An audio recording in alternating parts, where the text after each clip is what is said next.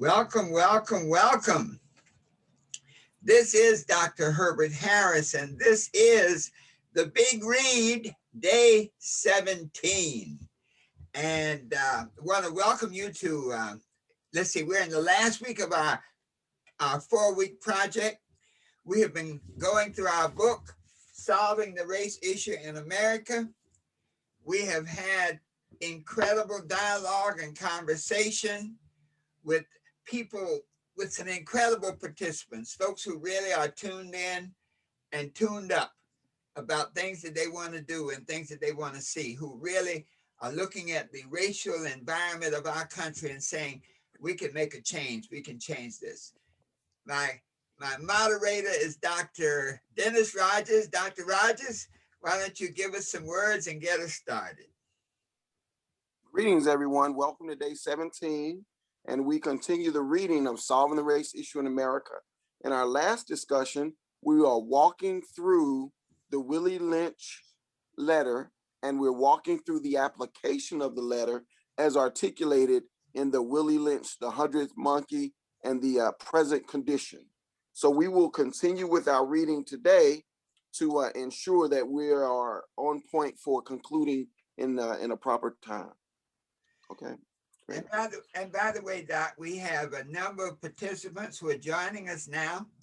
And to all of our participants, we'll be opening the lines at different points and definitely at the end so we can interact. And if there's something that you want to just make a comment about or add something to, be sure to raise your hand in the chat section. And we look forward to really taking you to this next level in this particular reading. So let me see, we have so many electronic devices here. Let me make sure that we have them all in order. Okay. So now we have been reading, yesterday we ended in the middle of a section where we were applying the Willie Lynch letter.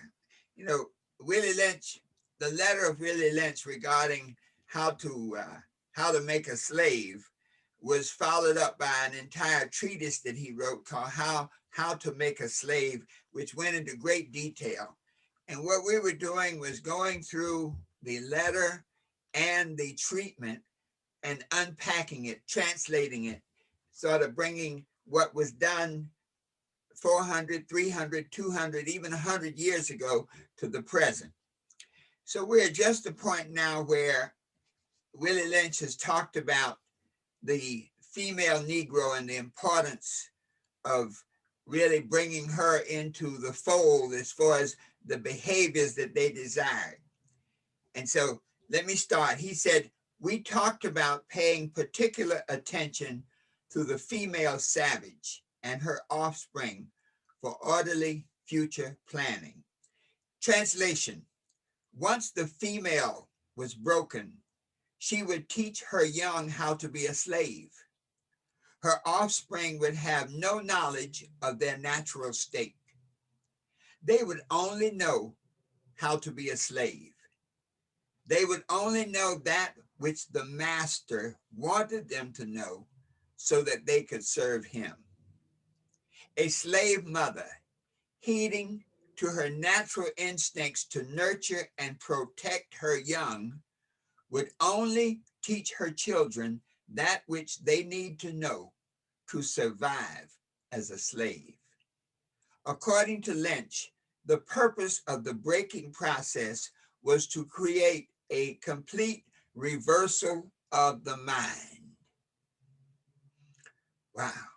This was accomplished by consistently creating fear and hopelessness in the minds of the slaves.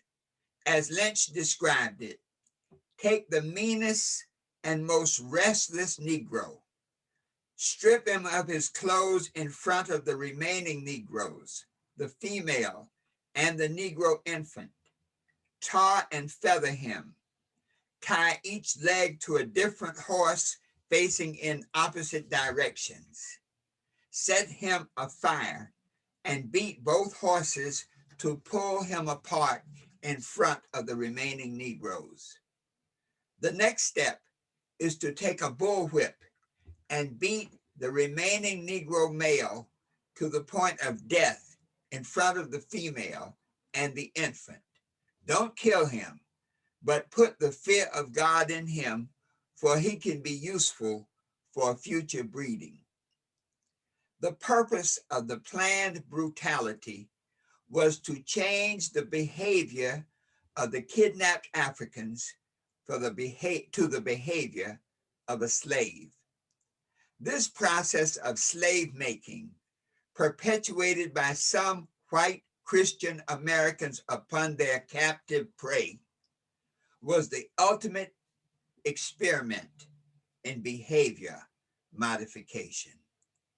These slave thoughts, emotions, and behaviors and outlook on life created and reinforced by the slave master became embedded deep within the psyche of the Black American slaves. The role reversal between male and female slaves based on these thoughts, emotions, behaviors, and outlook on life becomes the foundation on which the relationship between Black American men and women is based. In the words of Willie Lynch, by reversing the positions of the male and female savages, we have created an orbiting cycle that turns on its own axis forever. Unless phenomena occurred and reshifting the positions of the male and female savages. I want to stop right there for a moment, Doc, and is there any input or unpacking that you think we should just share at that moment? I think the notion of the acknowledgement that the mind was in order prior to this process to bring about a complete reversal of the mind, right? So you often talk about what a mind can conceive and believe it can achieve. And at one point, the mind of these human beings were intact, their families were intact, social relationships. And it's the getting back to that that's required to combat this particular process. And you know, when you made that point, Doc, I think when we look at the way Black Americans, and particularly Black men, are portrayed in the media, yes, the portrayal is that they were always of a certain particular behavior. But this passage clearly shows that the kidnapped Africans, before they were put into the slave process, were normal human beings with the desire to take care of their own, that the role between the male and the female was a natural order based on protection, reliance, confidence, love, and that the purpose of the slave making process was to destroy all of that, so that the African male and the African female were completely on different pages, facing different directions with a different mindset. Wow. Yes. And to know that it was a social construct that human beings sat and conceptualized how to create a society that would reinforce this type of scenario. So it's a good thing to our listeners on Facebook, on Instagram, the ones who are participating in the webinar. It's important that we really highlight this point of interest, that the particular condition of Black Americans in this country is the result of intentional, programmed, systemic, institutionalized behavior modification, psychological warfare, a process taken to break the kidnapped Africans down to be useful as slaves. As I continue, the key, the missing link, we're on page 116 of the book for those who are following along. The key that Frederick Douglass referred to as the missing link that has been sought to explain how we were put into the condition that we find ourselves in today. Frederick Douglass wrote this over 100 years ago, and the question still remains: how did we get where we are. This is the key that will explain the condition of Black Americans today at the beginning of the 21st century. As Willie Lynch stated, this reversal of roles in Black American men and women and the resultant thoughts, emotions, behaviors, and outlook will continue until a phenomenon occurs to reshift, change this relationship. The thoughts, emotions, behaviors, and outlook on life taken together represent the slave consciousness. As long as the slave consciousness created over the last 400 years by white Americans for their own benefit remains the condition of Black Americans, the condition, as long as it remains, the condition of Black Americans will not change. So now, Black Americans and white Americans must realize a profound fact. Virtually nothing has been done to or on behalf of Black Americans to undo the slave consciousness created over 400 years ago.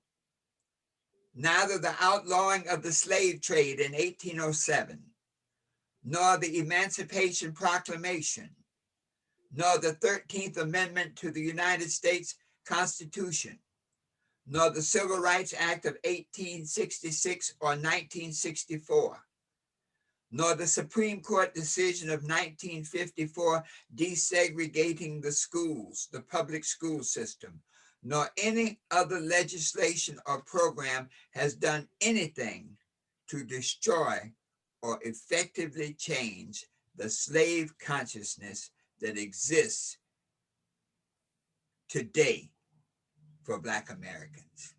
Further, reaffirming the 100th monkey phenomenon, this slave consciousness to varying degrees affects every Black American living or dead in this country. I want to stop there for a moment, Doc. There was an interesting program on the Today Show, and it was talking about unspoken racism, implicit bias. And when we read this portion of our book, there's that reaction and that tendency to want to say this is not true, that this is not happening. And it does not continue until today.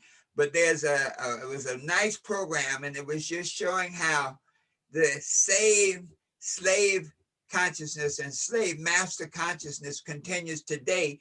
It is more subtle, but it is on an even more insidious level.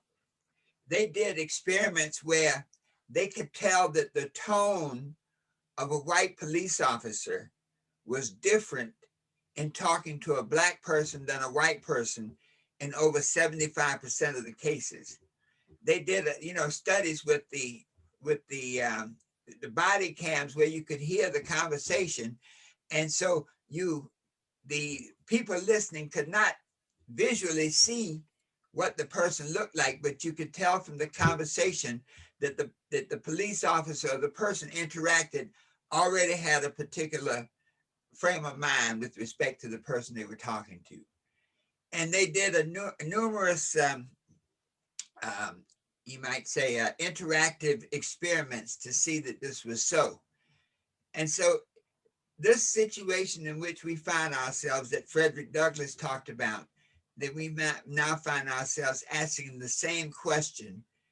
We've had progress. I won't deny that. We've had great progress, but the question still remains, how did this all come about? One mindset would like to say that blame the victim, that Black people are the cause for their condition because they are lazy and they are not industrious. That's one mindset. That's the slave master mindset. And it has become so embedded in especially the media. There was another program done to show how the media has defined this Black and white relationship to a very large extent. And that especially, you had shared a piece with me looking at the program Soul, Ellis Hazlip in New York, that ran for many years, and how it had made great breakthroughs intellectually, culturally. I mean, many of the great performers today got their start there, but how the Nixon administration, that particular Republican administration, really shut it down in the way that is most profound in a capitalist society. They cut off the money. And that from that point on, the media has portrayed Black people. You know, it's interesting. If you ever see a news item about welfare, you 9 out of 10 times, the reporter will literally talk to the first Black person they see. But if you look at the statistics, there are more white people on welfare than Black people. Al Sharpton, when he was running for Senate in New York, brought out this point in one of his debates. But the news media projected in such a fashion that we normally associate welfare with Black people. Any thoughts on that? Before I read on? Yes, my thoughts are, I immediately think of Audre Lorde, who was a feminist LGBTQ poet. And she has a famous quote which goes, "The master's tools will never dismantle the master's house." And so the reality of the media as constructed, the educational system as constructed, the police force as constructed, reinforces the overall intention of maintaining the current system under which we live.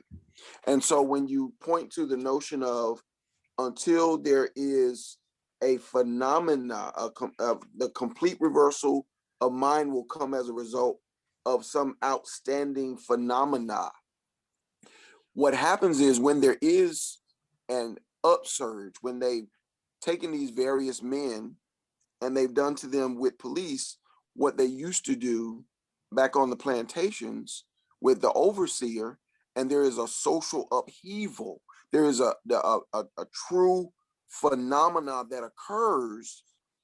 What the system does is it adjusts and normalizes that energy. So the energy of the Black Lives Matter movement, the energy of young people in the street, both Black and white, intergenerational, multicultural, that energy was absorbed into the electoral process. And in addition to being absorbed into the electoral process, corporate America now says we can leverage through finances in order to allow more people in, but it remains to be seen if there's a willingness to truly uproot this system that is as American as breathe American air, in order to dismantle the system that reinforces this circumstance articulated in the Willie Lynch letter. Wow, thanks, Doc. Yeah. Continuing to read at page 118, the updated doll experiment of 2006. In 2006, a young Black American filmmaker did an updated version of Dr. Kenneth and Mamie Clark's famous doll experiment that showed the negative impact of segregation in the education of Black American children. The result of the updated doll experiment was virtually the same as Dr. Clark's results 50 years earlier. In other words, 50 years after public school desegregation, the Great Society initiatives, affirmative action, and a host of social programs designed to help Black Americans overcome the damages caused by segregation and discrimination, nothing has changed. Changing the slave consciousness. When we look at the condition of Black Americans in America today, the obvious question is, why are we where we are? Why? Over 156 years after the Emancipation Proclamation, the 13th Amendment, and the end of the Civil War, aren't we further along the road to power and prosperity as a people? Why is it that other nationalities of people can come to this country and in a relatively short period of time move ahead of Black Americans in power and prosperity? The Irish came to America in the late 1800s, and within less than 100 years, they have become an integral part of the American power structure. The Italians, Jews, Chinese, Koreans, Indians, Hispanics, Latinas, and just about any other nationality are able to come to America and be successful. In a relatively short period of time, they are able to achieve power and wealth, especially in proportion to their numbers. Presently, we see the Hispanic and Latinas doing the same thing, achieving power and wealth in America. In the last 60 years, Hispanics are opening more banks, starting more businesses, and generally moving past Black Americans in the realm of power and wealth. For example, in 2018, in the town of Wilmington, North Carolina, located within New Hanover County, with a population of over 232,000 citizens, there are at least 5 first-class Hispanic restaurants and not a single first-class Black restaurant. How do you explain the difference when we consider that there are approximately 32,000 Black Americans and roughly 12,000 Hispanics in New Hanover County? Are the Hispanics more industrious? Is capital more readily available? The answer is much more complicated. Any thoughts on that, Doc? Yes, I immediately think of how when these particular groups that you identified, Irish American by their ethnicities, come to the US, they actually engage in group economics, they engage in self-help and mutual aid, and they are very intentional about sharing resources one with the other. And I think about the Willie Lynch letter and the application thereof, and how there is literally an effort to undermine the working together among African Americans. So some of it is self-perpetuating oppression, internalized oppression based on an education, a pedagogy of oppression. And then some of it is there's reinforcement within the structure of government, society, and resources to enforce the systemic racism that exists. So it's both internal and it's external, the efforts, right? And so what others do is they learn from what I've seen is they learn from the African American success in the civil rights movement, and then Caucasian women who were being discriminated against say, we are underutilized businesses. So while there's legislation to correct a wrong, we fall under that legislation and others fall under that legislation. And in the process, that which was established to be of assistance to African Americans, which people didn't want to be in place in the first place, is undermined, along with the fact that others are in fact benefiting from the corrective action to over 400 years of oppression. Thank you, Doc. And as you were talking, it's such a massive challenge, that so often we want to take simplistic approaches to it. But it is such a massive challenge because it's a challenge that goes to the heart and soul of every individual American and of the institutions that represent America. Because, when we talk about institutional racism, institutions are literally collective individuals with a particular mindset that represents those collective individuals. You often hear when people in the corporate environment, when a person is being fired, and especially when it's unjustly, and the person who's firing them says, hey, there's nothing I can do about it. Those are the company regulations. That's how the system works. And the more you institutionalize that personal prejudice, it becomes so massive and such a challenge to dismantle. Let me continue And reading. an example of that, just an example of that is, there's a reinforcing value system. So why is it the case that across the board in America, women are paid 66 cents on a dollar to men? Because there's an internalized value system that you underpay women versus paying them on par with their male peers doing the same job. It's an internalized or reinforced, and individuals buy into it as well as organizations and governments even. Yes. So it's not just racial. that's an interesting point. Right. And when you see that, we have to go back. There's like a moral aspect of it all. Why is it all right to pay women only 70% as much as you pay men? It's not all right. It is internalized and reinforced, but it is not all right. And when we see wrong, you often say this. When they came for the Catholics, I did not speak out. When they came for the Jews, I did not speak out. When they came for me, there was no one there to speak out. So justice is universal. It runs across the board. And that's why we need to struggle with these issues in order to make sure that justice is served for all. Liberty and justice for all. Beautiful. Thank you, Doc. I'll continue reading at page 119. The question leading into this passage is, how do you explain the difference of where Black Americans are? Are the Hispanics more industrious? Is capital more readily available? The answer is more complicated. No Black partnerships. When you consider the legal and real estate professions, one of the things that you rarely find is the operation of Black businesses as true partnerships.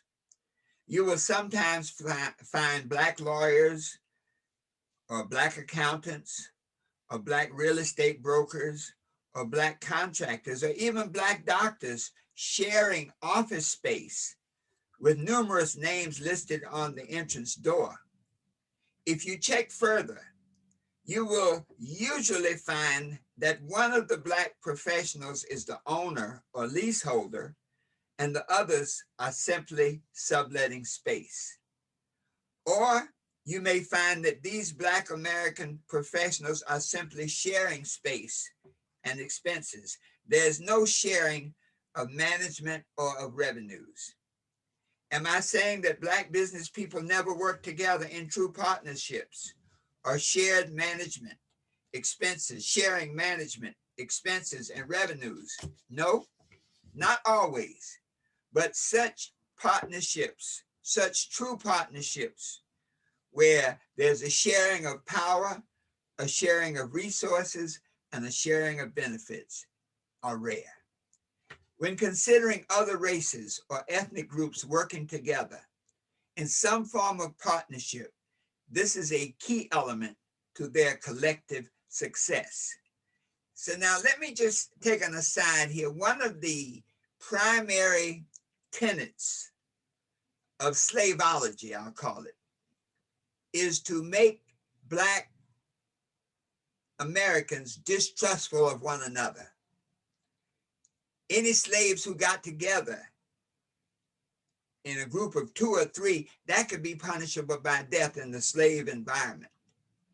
This type of behavior, I believe, is carried over. Why does it appear to be difficult for Black Americans, business people, or for Black Americans in general to be able to work together in partnership? One primary reason that Black Americans may not be able to work together in partnership is that partnerships require trust. Trust in yourself and trust in each other. Let us reflect on the closing sentences of Willie Lynch's speech in 1712 on the banks of the James River with respect to his slave-making techniques. You must also have your white servants and overseers distrust all Blacks. But it is necessary that your slaves trust and depend on us. They must love, respect, and trust only us. Gentlemen, these kits these kits are your keys to control. Use them. Have your wives and children use them. Never miss an opportunity. If used intensely for 1 year, the slaves themselves will remain perpetually distrustful. The white slave master bred fear, distrust, and total dependence into the fiber and being of the Black American slaves. Fear, distrust, and total dependence in thought, emotion, behavior, and world outlook was the desired end result of the behavior modification process of making a slave. Whew. And so my response to that is, I think about the mindset of a Willie Lynch that sought to perpetuate distrust. And then I look at institutions like Sarah Breedlove or Madam C.J. Walker that built an organization. I think you were sharing with me, she had 17,000 salespeople all over the nation. And through her business acumen, she was teaching other women how to operate as independent contractors and entrepreneurs. And it was being successful. And it happened for at least a decade or so that she was in business, ultimately being successful in lieu of external attacks upon her business. And I think of S.B. Fuller, who again built in the midst of this mindset, found a way to build a successful business. But once whites found out that it was owned by a Black man, they stopped patronizing and they undermined the business. I think of North Carolina Mutual Life Insurance Company in Durham, North Carolina, and the fact that they operated for at least 100 years, doing business and being a pillar of society. And now that their business is in receivership, I just read an article 2 days ago that talked about there was a Caucasian gentleman in New York who actually was sued for undermining the effectiveness of North Carolina Mutual Life Insurance Company. So it isn't just the mentality of Willie Lynch that has been internally, operating within African Americans, but it is still that the institutions are under attack. The institution of family, the institution of the businesses where African Americans are cooperating, where they are working together, where they are accomplishing and they are engaged in trust, and they are fulfilling those trusts. In the case of the insurance company, that there are external attacks upon those types of institutions. That's another reason why the disparaging numbers, as you say, in Wilmington internally with Hispanics, Latinos, and African Americans, because there's both internalized oppression and there's external attack upon efforts of unity among African Americans. Oh, Doc, I tell you, for our readers and for our listeners, we know that it's hard. As a Black man, it's hard to even hear this. It's hard to look at it and not try to find some kind of explanation. And, that a lot of Black folks are doing well, a lot of Black folks are doing good. They're succeeding. As a white person to say, it can't be. There are a lot of good white people in the world, and all these things are true. But there's also a truth to what we're talking about. And there is a spirit, a mindset that cannot be addressed until it's acknowledged. So when we lay out these facts, these thoughts, these ideas, I'd love you just to take them in, because the proof is in the pudding. When we look at the condition, if we go back and look at the numbers, someone once said figures may lie. And there was a study done a few years ago, and it talked about the net worth of a white family, Hispanic family, and a Black family. The average net worth. The average net worth of a white family was around $98,000. The average net worth of a Hispanic family was around $38,000. The average net worth of a Black family was around $2,000. And so we can take simplistic analysis and say, oh, because all the black folks are lazy. Or we can say that can't be true. There's Michael Jordan, there's Oprah, there's these other billionaires that they're entertainers that make millions of dollars. But when you look at the numbers of all the people, the aggregate numbers, the facts speak out. And it is within the aggregate numbers that we find the truth of the institutional impact on Black people. And if I can offer something up on this net worth issue, there's an author, his last name is Rothstein. He's written the book, The Color of Money, and you can find him online on YouTube. And he talks about how when federal housing legislation was created to create the suburbs, and the lending went out to people like Mr. Donald Trump's father to build 12,000 homes in the suburbs, that a part of the legislation was that those homes would not be sold to people of African descent, African Americans, Black folks.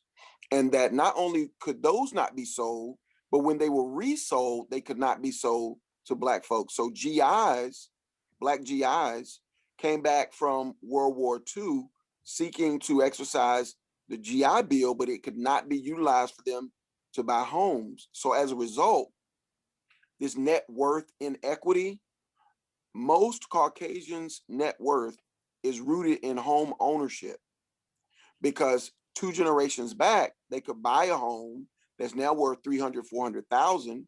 Moreover, they could take out equity, send their children to school to get a quality education so they could come out and earn more income, in addition to willing that property to their children so that the net worth would stay within the family structure.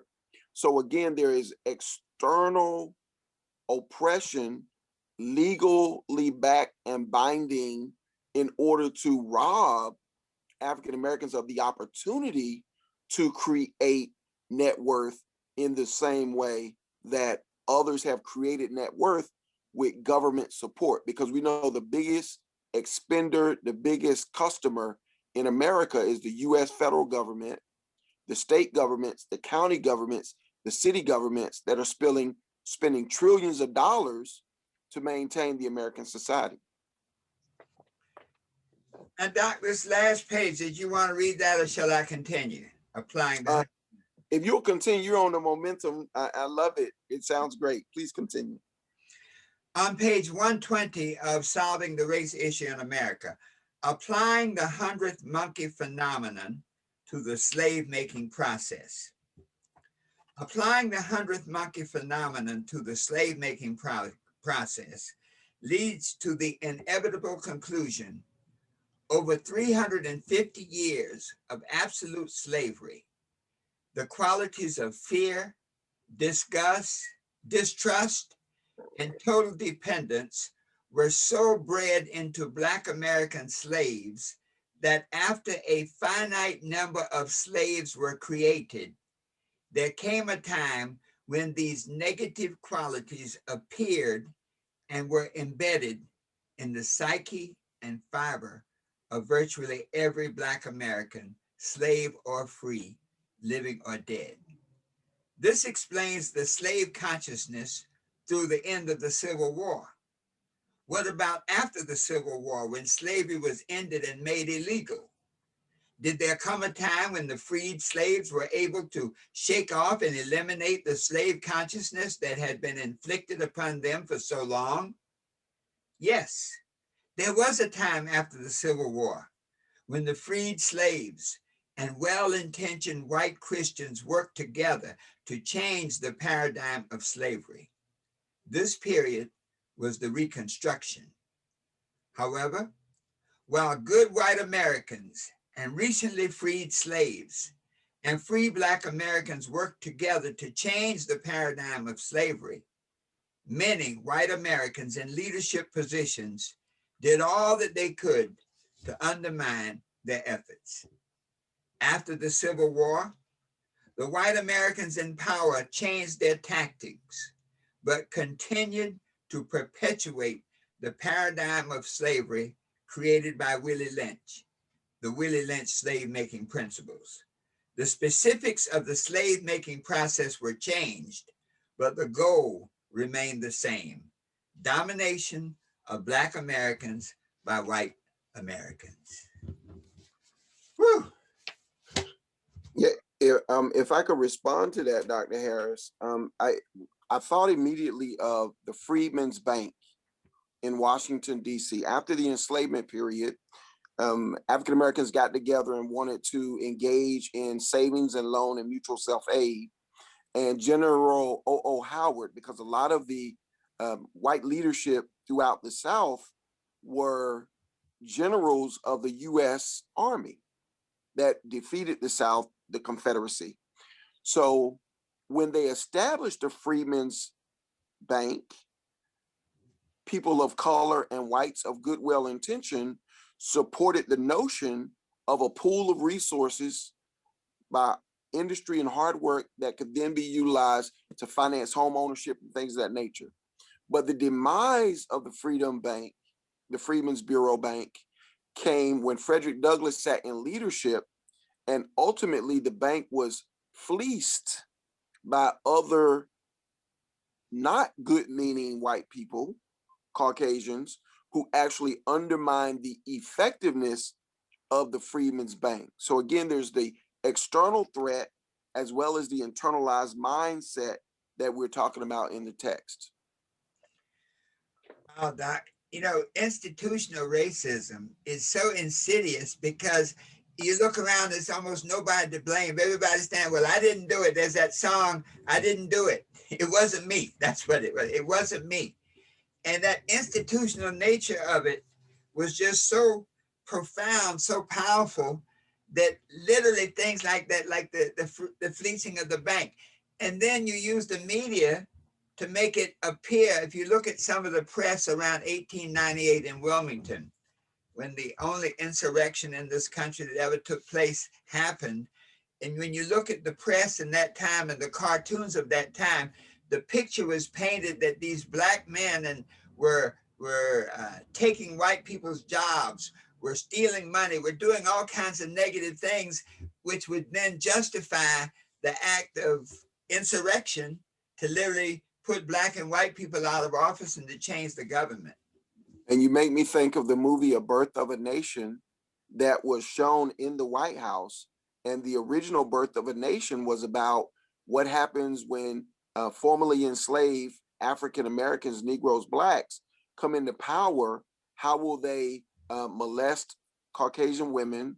How will they rule over Caucasian gentlemen the way that Caucasian gentlemen did during the enslavement period over African Americans? And so the use of media, the use of movies, and even as we look at Hollywood and the foolishness that comes out of Hollywood as it relates to criminalizing African American males, perpetuating this image. And in closing, Chadwick Boseman, who played Wakanda, who played the leader of Wakanda in the Black Panther movie, he stated at one point they wanted him to play an angry young man whose father had left him, and as a result, he was stabbed and in the hospital. And when he was asked to play the role, he said, but what's the backstory to all of this?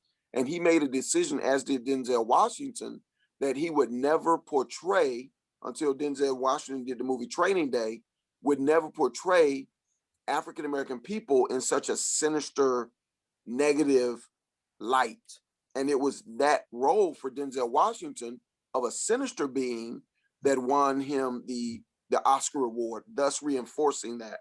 Yes. Just as Halle Berry, when she played the role of a woman whose husband was in jail and she had sex on screen with Billy Bob Thornton, that was her winning that Oscar award. So these institutions are reinforcing the imagery and the awarding of good media about the negative images that are put out there.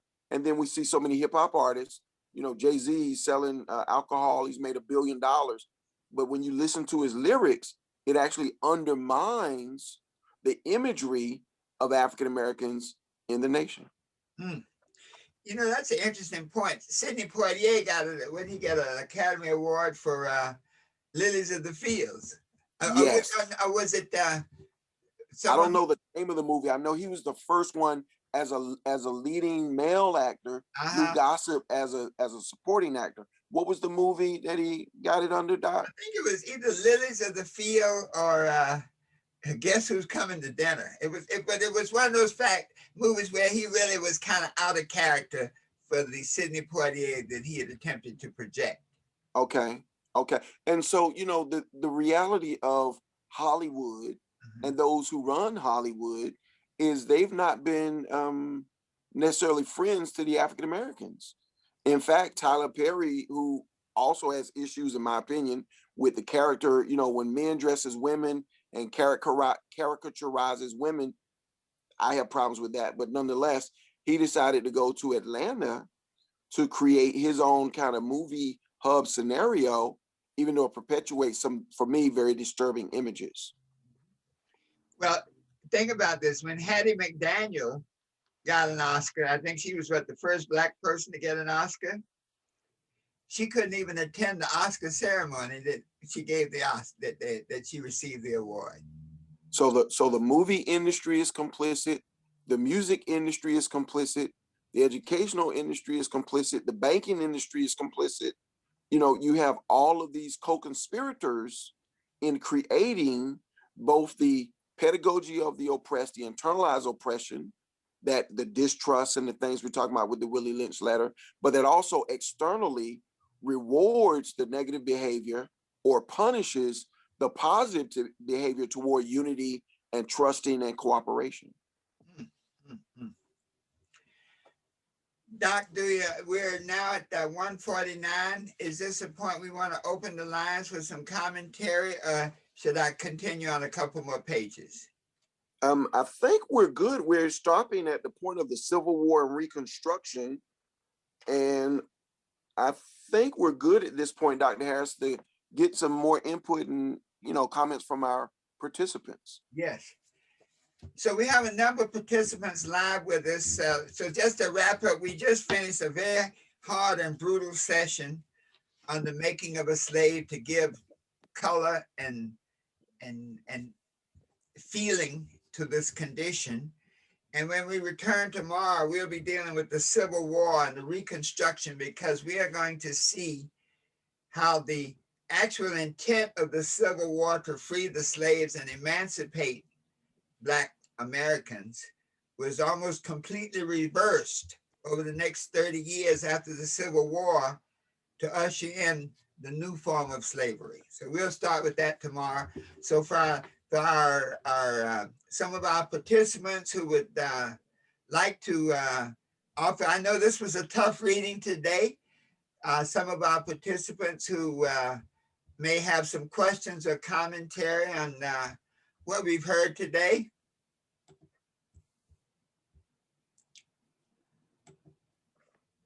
And I put it in the chat, if anyone has any questions or comments, feel free to raise your hand or join the conversation, and or we can continue with the read to get a few more pages in. Questions or comments? Any hands raised, Doc? I have none raised yet. We're in the chat, no questions yet. We know you're there. Hello, everyone. Hi, sorry, it's Amanda. You just asked me if I wanted to unmute. Anyway, I just wanted to, there's so much information and I can't even think of what to ask. But if you were able, I'd like to keep reading a little bit if anyone is up for that. Thank Excellent. you. Absolutely. All right, Amanda, we'll do that. Okay. Great. Would you like to continue, Dr. Harris? Would you like me to pick up? I'm enjoying your voice. It's on you. My voice? Yes. Okay. Let me try to change the screen for a minute. Let me see. Okay. I wanted to let me see. I need to. So for our listeners, we're now entering chapter 8, the Civil War and Reconstruction. Yes. Let me make sure everybody is okay. Okay. All right, let me see. We can, great. Okay. All right, great. All right, let's see. The Civil War and the Reconstruction, Chapter 8, we're at page, let me, 123. yes, page 123. The Civil War, 1861 to 1865. The war in the United States between the Union, predominantly northern states that did not support slavery of Black Americans, and the Confederacy, predominantly southern states that supported and practiced slavery. The Civil War was a predictable end result of the contradictions embedded in the creation of America. It was not a war started by righteous, God-fearing Christian Americans attacking the slavery-based southern states to secure those God-given inalienable rights of life, liberty, and the pursuit of happiness for long-suffering Black American slaves. The Civil War was started by slave-owning Southerners seeking to consolidate their robust, slave-based free labor economy so that only the South would reap the benefits of the blood, sweat, and tears of the Black American slaves' perpetual bondage. The heritage of slavery. In America today, many white Americans seek to celebrate the Civil War as a part of their heritage. Many states, such as South Carolina and Georgia, incorporated symbols of the Confederacy into their state flags. Organizations such as the Daughters of the Confederacy proudly honor their Confederate heritage. What is that Confederate heritage with which many white Americans proudly identify? It is a heritage of slavery, injustice, and total disrespect for the humanity of Black Americans. The real Confederate heritage was an addiction to free slave labor that was so strong that white Christian American Southerners gave their lives to perpetuate it. Many who to this day honor this Confederate heritage will tell you that the Civil War was not about slavery at all. They say the Civil War was about a way of life or states' rights, not slavery. But then one must ask, what states' right was the Confederacy fighting to protect? What way of life or states' right was so important to the southern states of the United States that they would start a civil war by bombarding Fort Sumter in South Carolina? Was it the right to plant cotton or own ships and businesses? Or perhaps it was the right to live on lavish plantations and have garden parties on hot summer afternoons? No, the only right, states' right or otherwise, the only way of life that caused the Civil War was the right to own, trade in, and receive the benefits of slaves and the slavery of Black America. Wow. The Civil War was probably the most costly war ever fought on American soil in terms of the American deaths and casualties. Over the 4 years of the Civil War, the best estimate most often quoted is that 620,000 Americans died from battle, disease, etc. The Union Army lost 360,222 men. The Confederate armies lost 258,000 men. With such a death toll, it is clear that the issue of slavery of Black Americans was at the heart and core of America's vision of itself as a nation. Now, just yesterday, the United States passed 500,000 people were killed from COVID. And on the news last night, it said that 500,000 people were killed from COVID, and that was more people than were killed Americans killed in the First World War, plus the Second World War, plus the Vietnam War. So if 500,000 people was more than killed in World Wars I and II alone, and these were wars fought to liberate the world, 600,000 Americans were killed over slavery. Now, folks, I'm going to stop the reading there, because if that doesn't bring the point home, how critical the slavery issue was to this country, and still in the present morphed manifestation of it is to this country, as many state legislatures want to say that slavery, that racism is not systemic, that it's not institutionalized, when all of the facts say absolutely that it is. I'll end right there, because I wanted to share that just the essence of the power of what this issue, and it was an economic issue, this economic issue of free labor meant to the building of this country, and the moral abdication of our community to perpetuate this. And what's interesting, Doc, is when you go to the Lincoln Memorial in Washington, D.C., and you look to what would be Lincoln's left or your right if you're facing Lincoln, there's a quote on the wall where he says, as it relates to slavery, I'm neither for or against, I'm for keeping the Union together. And as long as they want to succeed with respect to leaving the Union, then we will exert authority to keep the Union together. And remember, if you read the language in the Emancipation Proclamation, it says, unless the South stops seeking to succeed by this date certain, January 1, I want to say it was 1865, then African Americans will be free from the bondage of slavery. And the last point is, there is a display, it's called The Color of Currency.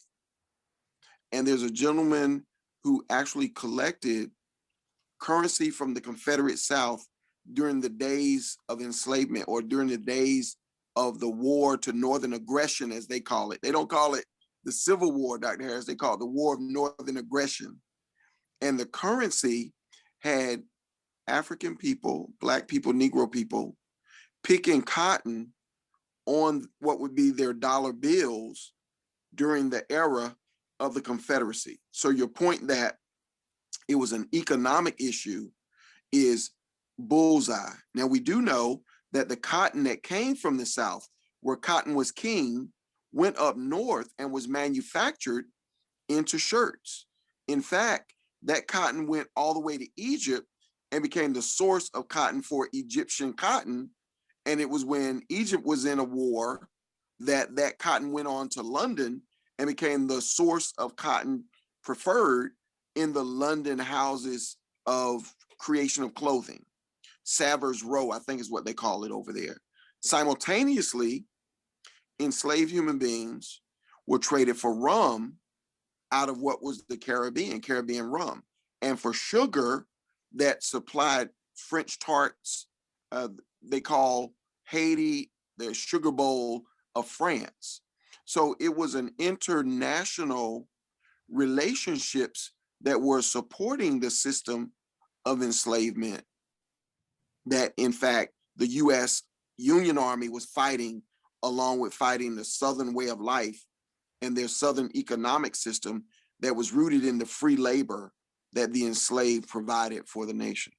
And by just one more point on this, while there was free labor provided by African Americans, the white poor were not being hired to do certain jobs because, in fact, free labor was less expensive than paying laborers who wanted to be paid. And this became the basis for labor unions, in fact, for poor whites gathering together to say, we want a living wage amongst the capitalists, whether they live in the North or the South. Wow. Doc, We have gotten through a major portion of the book. For those who are watching on Instagram, for those watching on Facebook, all of our recorded, this is the 17th session of the Big Read. All of our recordings are on our website, thebigread.info, www.thebigread.info, and you can go and watch them. But over these last 17 days, we have evolved to a point of, you might say, sure enough seriousness. And now, having gotten to this point, tomorrow we'll sort of bring it home and we go through the Emancipation Proclamation. But then we're going to move into the new slavery, which is more of the present day representation of this mindset that caused the death of over 620,000 people. And then on Friday, we jump into the where do we go from here? So we have two readers prepared to join us tomorrow. You'll hear additional voices for the balance of the week. And we thank you, Dr. Harris, for, again, writing this piece of work that is gripping to the soul, that wrestles these issues to the ground, but doing it in a manner that it doesn't necessarily indict. It just brings forth the truth that needs to be addressed so that we can heal and move the nation forward. And Doc, thank you. That is the whole point of the book. Sometimes people read the book. I've seen people read the book and get angry. But the point was not to indict anybody, but it's just to help us in the spiritual evolution, the spiritual solution to the race issue in America. And it is a spiritual solution. Everything else has not worked. We can see today that everything else has not worked. But the first key to the spiritual solution is acknowledgement, to look at the best and look at the worst of all that it is. Much of it has happened in the past and we can't change it at all. But until we can acknowledge each and every aspect of it, the good and the bad, we can't go to the second step, which is to really ask forgiveness. The good things that have happened, we salute ourselves and give high fives. The bad things that have happened, we ask forgiveness. Did we perpetrate it? Did you personally enslave anybody? No. Maybe not. Mm-hmm. But at least if we can all acknowledge that it was wrong and stop attempting to justify it and to deflect it and to beat around the bush, say, hey, it was wrong. My ancestors did it. I wasn't there, but on their behalf, I apologize. And what's interesting about what you're saying, Dr. Harris, when John Coltrane and Alice Coltrane went to Nagasaki, Japan in, I think it was 1966, there's a famous picture of him bowing and asking for forgiveness for Americans for dropping the bomb on Hiroshima and Nagasaki. And so he personally did not fly a plane. He was not a member of Congress who voted for this to happen. He wasn't a general, military general who gave the instruction or even the training, but he recognized as a representative of this nation that it was imperative upon him to be a full human being to acknowledge that it was wrong. Thank you, Doc. And it is in this spirit, I'll call it the search for humanity, the search for our own personal humanity, that thing that we are all religious people of some sort. And every religion has a principle that says there's a God, number one, there's a source, and every religion says that treat your brothers as you would like to be treated yourself. And on those the golden rules, those two simple moral principles, that we are a source, that we came from something, and that we treat each other with respect, those are all we need to get where we need to go in this country. And until we can acknowledge it, ask forgiveness, the third step cannot be done, and that is atonement. People want to call atonement reparations. It's not reparations. It's so much bigger. Atonement is, what do we have to do to make it right? Yes. So that we are all whole and we can go forward as human beings. All right, folks, those on Facebook and Instagram, we're going to complete the session today and say join us tomorrow at 1 p.m. Eastern. And for those on the line, on the webinar, we'll open the lines and we can have some discussion for any questions or answers you may require.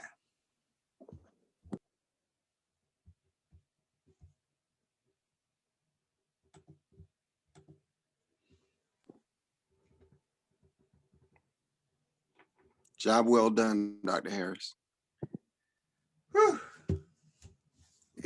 Yeah, you read, you wrote, and you read, and you gave analysis. There must be 3 of you. Whew, that was work. Thank you. Okay. Let's see. I think today's lesson was so heavy. I think we went a little bit over and everybody had to move on. So Janice and Digna, any questions or thoughts or any feedback? And thank you for staying. Hello. Good afternoon. Yes. Can you hear? Yes, Can we you hear? can. Yes. Okay. No, I was just getting ready to jump off myself, but I joined a little later today, and I'm not able to join on every day. But today was it was a lot. You said, oh my God, all I could say was amen to what you said. It was a lot of information. All like I said, this is all new for me, and I just think like you said, it's not it's just information, and it's great information. It's just so sad that we're still healing because we're still wounded, I feel, and we are not on that complete path of healing yet because there's so many people that are still so angry and confused and they don't know why. But I think that the information that you have been putting out would help those people. And I'm saying those people because I know some people that are just, like you said, they will read that and they will just put it down and they will be angry, but they wouldn't understand how to heal themselves because just by listening to you these days, and like I said, I don't join every day, but I've been healing myself and just understanding from my personal experiences and also for the history. I'm like it's just overwhelming, like what has happened and why we are still in the situation that we are in today in 2021. So I'm looking forward to uh, the upcoming information that you're going to put out, and I just bow down to you. I think you're phenomenal, and thank you very much for all that you have done with this book, and I'm definitely going to get it. Thank Thank you. you so much. All right. Thank you. And see, Janice, did you want to add anything? You know, Dr. Harris, I think like Congress, when I was just going to say, I think like with Congress, when they receive a handwritten letter, it means so much because there's so many others who have the same sentiment, even though they may not have access or they may not have written a letter. And I think that sentiment that was articulated by that person, the young person, I'm going to call them, really strikes at the core of, the importance of such a painful yet sensitive work, like The Souls of Black Folks by W.B. Du Bois. Painful yet sensitive because it really seeks to express almost the horrific inexpressible in a way that gives dignity, allows dignity for those who went through it, as well as a pathway to dignity for those who perpetuated it and or benefited from it and or continue to support it willingly or knowingly or unknowingly. Thanks, Doc. I just want to say, Go ahead, Janice. I just wanted to say that if people really took the time to learn our history, there wouldn't be so much hatred toward one another. And it's just so sad that I have a daughter, she's 24, but in school, she didn't have Black history, but I'm a librarian. I made sure every book, every report was about someone new that she had to read about. And that's Yes. the only way. And now she reads a lot of ethnic and Afro-American history, but the schools, as you know, don't teach it. Yes. And it's sad. Yes. And our kids, they're not gonna get it if we don't introduce them to it, they won't get it. But Janice, as a librarian, I tell you, your job that's a critical job. And when I was a kid, the Black librarians were like the oasis. I mean, that was the one place you could go and your mama didn't give you no stuff. You said, "Y'all going to the library." And I mean, that's where we went every day. It was open 6 days a week. Wow. And Well, I love the work. I really do. I love the work. where are you located? Boston. Boston. Okay. Yes. So important. That's such a city, as you know, with such a history. The Boston Public Library is a great, beautiful place. And to know that young people and people in general can come and hear a positive voice like yours, a sensitive voice like yours, that can assist them and direct them in enlightenment, which is, you know, the real enemy is ignorance. And enlightenment is the real superpower that we all need to turn this thing around. So thank you again for being a librarian. Yeah. Thank you. Because, you know, if you're not in the middle, you can't work from the outside to come in. You got to be on the inside and work outward. Wow. And that's how I see it, you know? Yeah. Mm-hmm. Yes. Definitely. Well, thank you so much. Be sure to order the books for your library. I will. Okay. Thank you so much. All right. Take care. Bye-bye. Bye-bye. There's a movie, Dr. Harris, called A Billionaire Boys Club, the first one, the original one. And there's a point where the guy's asking some question, well, how do I do such and such? And the guy said, listen, go to the library and ask a librarian. They can get you any information you are seeking. All right, Doc. All right, I'll sign off now. Thank you so much. Thank you. Another day in the bag. Absolutely.